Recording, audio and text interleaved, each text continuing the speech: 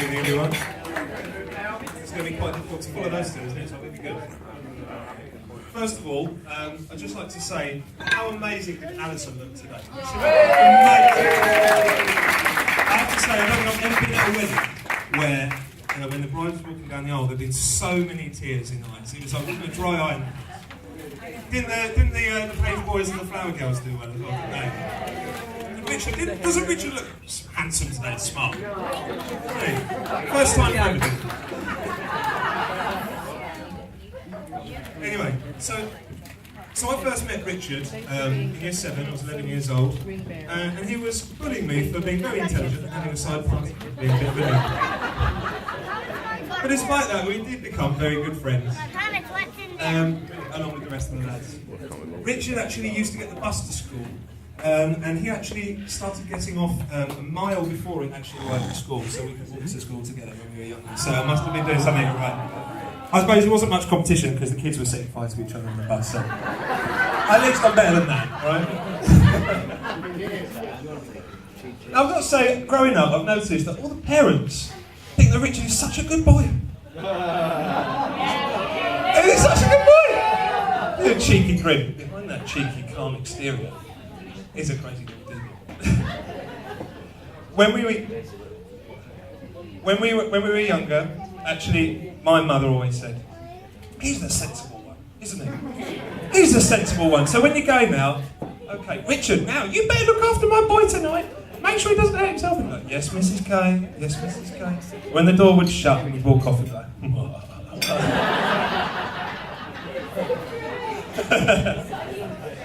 found out. Once when I was young, kids, maybe shut the kids into this. When I was younger, I'll never forget the teenage advice from Richard. I said, mate, I've been grounded yet again for a fairly minor infraction. You did well. All right, okay, I'm here. I said, Richard, you never get grounded for anything. How do you get away with it? He said, David, you've got to treat your parents like mushrooms. Keep them in the dark and feed them.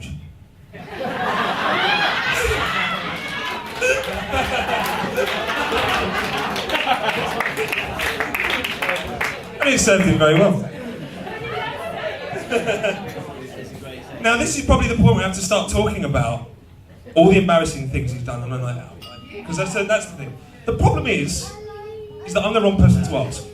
Because this animal has drunk me and the rest of the boys under the table every single night we've been out. Except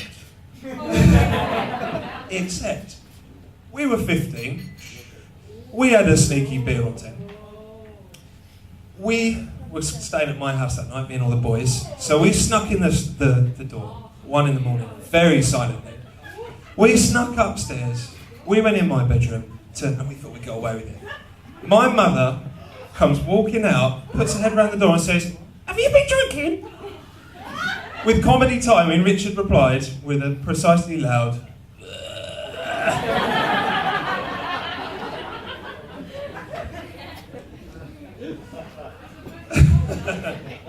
No, but seriously, Richard's resilience and determination doesn't just extend to a night out. It also extends to other areas of his life. I was amazed, when I was at university, Richard had a season ticket at his beloved Chelsea.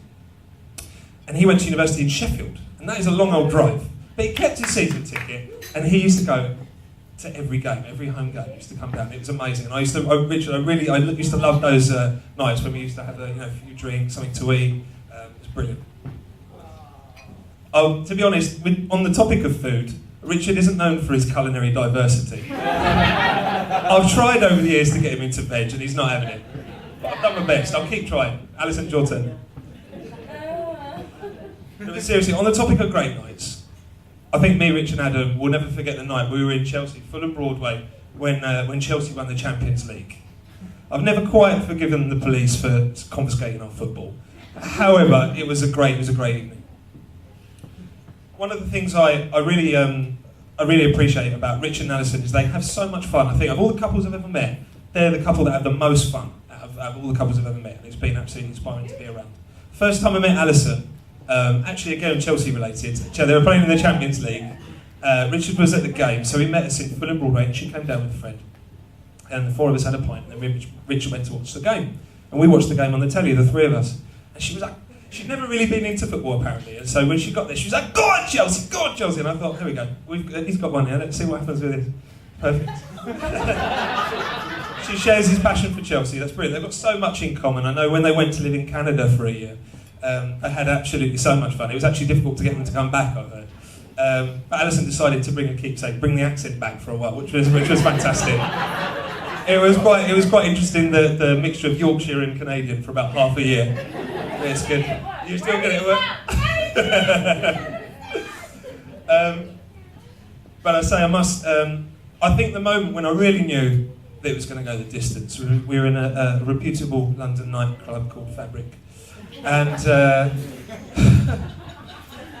nice, very lovely place. And we're having a little chat, and she confided in me, and she said, "You know what, Dave, I really love Richard." And I said, "Yeah, I know you do." And I think ever since that moment, I had an inkling that he was going to last the distance. And so, congratulations to you two. I'm going to pass you over to Adam.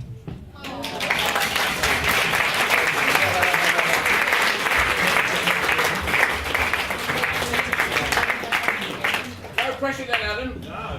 Thank you very much, Dave. Oh, thanks. Follow. Very good. Where to begin? Indeed.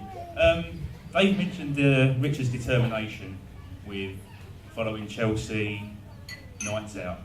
Got a very good example of his determination on a night out that I'd like to share with you. The same nightclub that Dave just referred to. We were in the queue, waiting to go in, when Richard bumped into some rather shady, drunk Ukrainian men. Well, they were friendly, yeah, of course. And they had in their possession a rather sinister-looking, unlabelled bottle of spirit, which Richard decided to help them out with. And his determination to have a good night, even when he started flagging, so he decided to go and have a nap on the street, outside the meat market. So we were completely oblivious to this, so we just went in, assuming he would be somewhere behind us. He never made it inside. The nap lasted quite a lot longer than he thought it would. And we made our way back to Dave's afterwards, and we thought, where is he? Couldn't get him on his phone, it just rang and rang and rang. And then all of a sudden, the phone rings and it's Richard. "Where are you?" "Back at Dave's." "Where are you?" He says, "I'm in the street, just woken up." I was like, "We better get back in, ain't you?" And what made it even better is that him and me both had work the following morning. Neither of us made it. Neither of us made it at all. But determination, even when his night was clearly over, he just wouldn't give up on it at all. And another thing that Dave also mentioned that I'd like to follow up on is his habit of leading us astray, the little deviant behind that crafty little grin. We've fallen victim to it many, many times, but it's not just restricted to us lads from Dartford or from Sheffield. We had a nice little afternoon session for the football in my local, and my dad decided to join us for a little bit. Richard knows what's coming. And I forget exactly how long he stayed with us. It couldn't have been longer than about 2 hours, and he left. And about 5 minutes later, my phone rang, and it was my mum on the other end. And she dispensed with the normal hellos, or "Are we having a nice time?" All I got was, "What have you done to your dad?"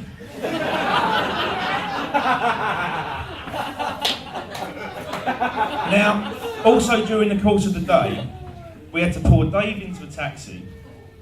The next time I went into the pub, the landlady presented me with a bucket. So it couldn't have been me. It couldn't have been him. Obviously you. Not just us lads, even the parents fall victim to you. Yes.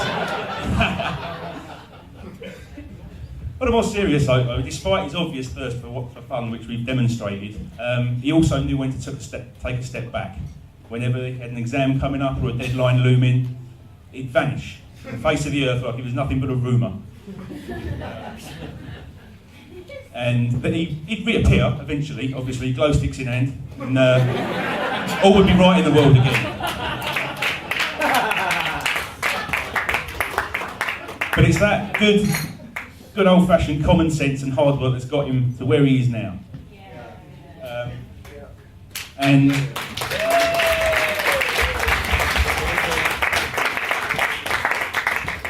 but long before he qualified as a doctor, he used to put his skills to fairly good use at my 21st birthday party. Last man standing again. He was going round this room full of collapsed bodies, checking everyone's pulses, just to make sure we were all okay. Absolutely marvellous. I got this from a second hand. It was a bad one. It was a good night, that. But that's another trait of Richard's that's obvious there, even though he was probably hammered at the time and thought it'd be funny. But he cares about the people around him, and it speaks volumes about how far and wide people have come today to share their day with Richard and Alison.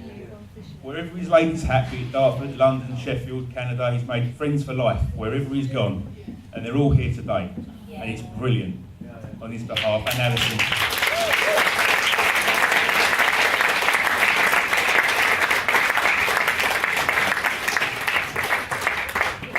And in Alison, he's found the best of best friends. I am proud to call you my friends. Absolutely love the pair of you to bits. And I can't repeat what Dave said, but I back what he said. You are just, yeah, brilliant. I don't really know how to say it. I take great pleasure in doing this. If you'll all be upstanding with Charles' glasses. And a toast to Richard and Alison, the bride and groom.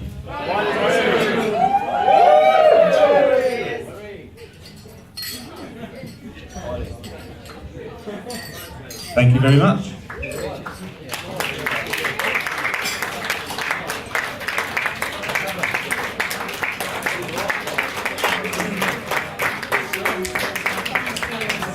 Everyone, let's get this and have a great time.